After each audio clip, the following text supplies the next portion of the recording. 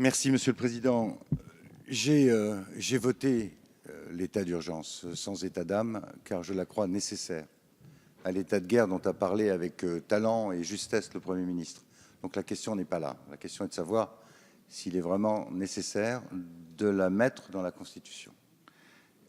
Pour avoir beaucoup travaillé la question et cherché les arguments juridiques qui pourraient permettre de constitutionnaliser, je vous avoue que je n'en ai point trouvé. Cette loi a survécu à 2 républiques. Elle a été utilisée à maintes reprises.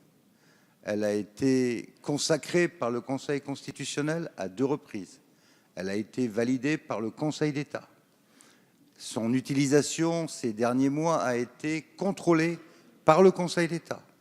Elle a été contrôlée par le Parlement. Les conditions d'entrée et de sortie sont votées par le Parlement. Donc toutes les garanties en matière de liberté publique sont remplies et sont remplies sous le contrôle du juge administratif. Mettre cette loi dans la Constitution ne changera donc rigoureusement rien, mais rien, aux garanties de sécurité pour nos concitoyens.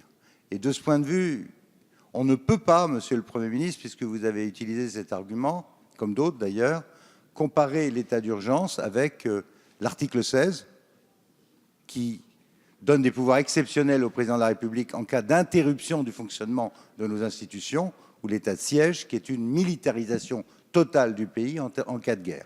Ce n'est pas la même chose, et de ce point de vue, il n'y a aucune espèce de raison de constitutionnaliser cette loi, sauf des raisons qui tiennent, Monsieur le Premier ministre, à l'habileté politique. Et c'est là, malheureusement, que nous nous séparons.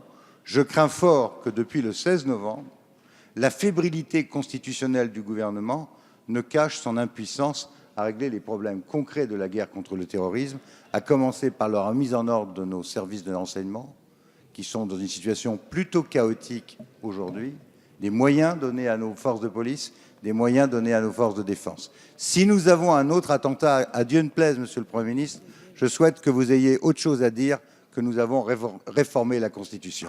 Je crains donc que tout ce débat, pardon de le dire aussi crûment, Merci, ne soit Monsieur qu'un... Lellouche.